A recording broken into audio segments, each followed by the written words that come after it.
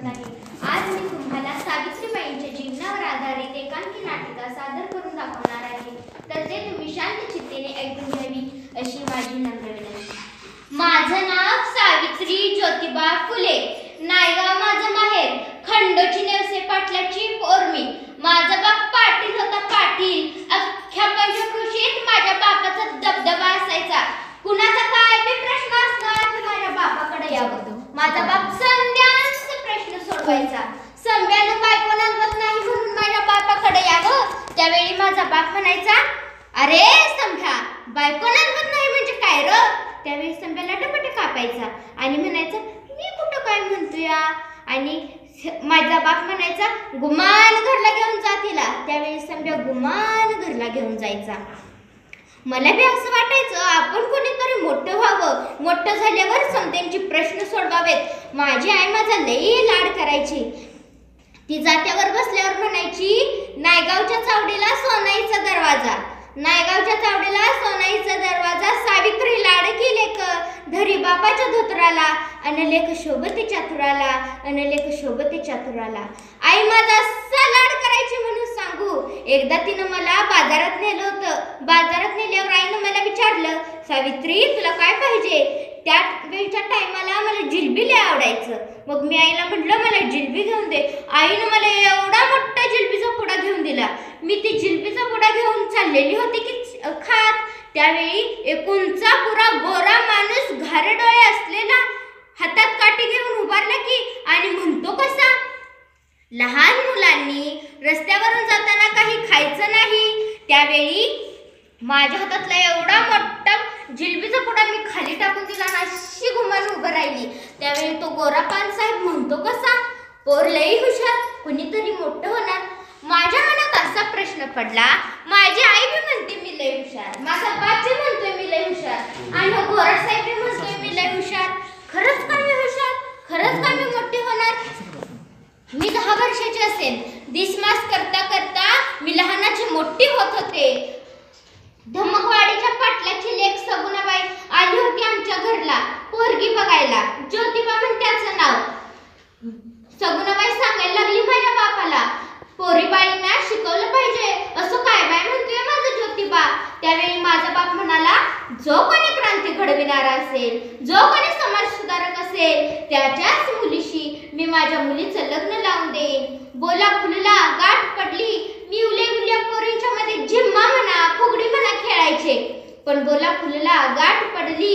समद नायगाव माणसांनी भरून गेलेलं, समद वराड माणसांनी फुलून गेलेलं, आणि अशी नवरी होऊन गळ्यात मंगळसूत्र, पायात जोडवं घालून मी पुण्यात अशी ठुमकत आली की, आणि यांच्या घरात येऊन बघते तर काय, इकडून ठेवलेली पुस्तकं, तिकडून ठेवलेली पुस्तकं, समोरून ठेवलेली पुस्तकं। मी म्हणलं, बाबा नुसतं पुस्तकच खातोय का काय? मी काय बी लक्ष देत नव्हते। माझं काम भलं आणि मी भली।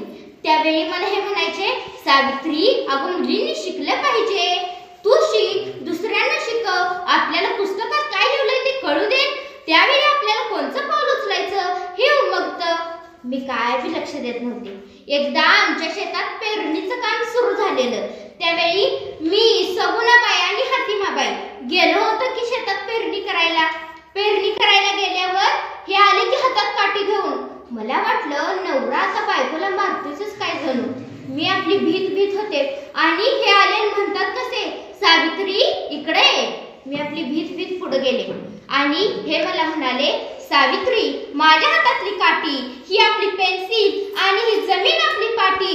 त्यावेळी त्यांनी इकडून काठी फिरवली, तिकडून काठी फिरवली आणि म्हणलं कसं त्यावेळी मी त्यांना म्हणलं, मला तुम्ही शेतातली कामं सांगा, घरातली कामं सांगा, ते मी करेन, पण हे काय मला जमायचं नाही, मला शिकायचं काय सांगू नका। त्यावेळी हे मला म्हणाले, सावित्री अगं सगळ्याच गोष्टी आपण आईच्या पोटातून शिकून येत नसतो। मग मी इकडून काठी फिरवली, तिकडून काठी फिरवली, तरी बी मला जमेना। त्यावेळी यांनी मला शिकवलं कसं काढायचं, त्यानंतर मी शिकले।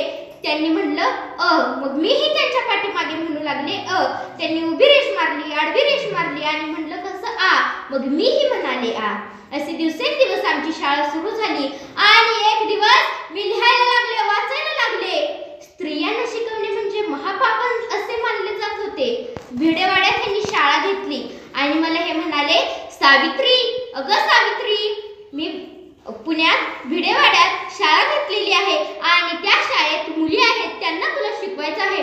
मला धक्काच बसला की हो, शाळेत मुलींना शिकवायचं म्हटल्यावर काय करायचं. त्यावेळी यांचा शब्द म्हणजे काळ्या दगडावरची कोरलेली रेघच की जणू. मी आपली गेली की शाळेत. त्यावेळी आमच्या शाळेत 5 ते 6 मुली असायच्या. मग मी जाऊन त्यांना शिकू लागले. एक दिवस पटापटा मी चालले होते की शाळेला. शाळेत गेल्यावर शाळेत जात असताना हे मोठे मोठे दगड माझ्या अंगावर आले. माझं कपाळ सगळं रक्ताने लाल भडक झालेलं होतं. तशीच मी पुसत पुसत शाळेत गेले आणि शाळेतून घरी आल्यावर माझं काम आवरून माझं मी बसलेले. त्यावेळी ज्योतिबा येऊन मला म्हणतात, सावित्री, आज काय घडलं ग. त्यावेळी मी सगळा प्रकार ज्योतिबांना सांगून दिलेला होता. त्यावेळी ज्योतिबा मला म्हणायला लागले, आपण जे काम हातात घेतलेलं आहे ते खूप अवघड आहे. हे आपणास काम करायचे आहे. आपण वर्ण व्यवस्थेच्या विरोधात संघर्ष करत आहोत. तो संघर्ष आपणास पूर्ण करायचा आहे. आपण गोरगरिबांच्या मुलांना शिकवूया. आपण गोरगरिबांच्या मुलांना शिकवूया, त्यांना मोठं करूया. ते वर्ण व्यवस्थेच्या संघर्ष करतील, ते स्वतःहून संघर्ष करतील, असे मला ज्योतिबा म्हणू लागले. काशीबाई नावची मुलगी लग्नाआधीच बाळंतीण झालेली होती. तिला मुलगा झाला आणि त्यानंतर त्या मुलाचं नाव आम्ही यशवंत ठेवलं. त्याला शिकवलं व त्याला डॉक्टर केलेलं होतं. आणि 28 नोव्हेंबर 1890ची ती काळी रात्री ठीक 2:20 ज्योतिबा मला सोडून इहलोकी निघून गेले. त्यांची प्राणज्योत अनंतात विलीन होऊन गेलेली होती. तरी सुद्धा त्या कर्मठ लोकांनी ज्योतिबांना अग्नी देण्याचा प्रश्न उपस्थित केला. त्यावेळी यशवंत माझे दत्तक पुत्र असल्यामुळे त्यांना अग्नी देऊ दिले नाही. काही धर्माचे ठेकेदार म्हणायला लागले, दत्तक पुत्रास अग्नी देता येणार नाही. त्यावेळी मी स्वतः पुढे आले व ज्योतिबांना अग्नी दिलेला होता. त्यांची सत्यशोधक समाजाची धुरा देखील मी माझ्या खांद्यावर उचललेली आणि ती नेटाने पार पाडलेली होती. त्याच वेळी पुण्यात प्लेगची साथ आली. किड्या मुंग्यासारखं लोक मरू लागली. एकाला दवाखान्यात नेऊस तर दुसरा मेलेला असायचा.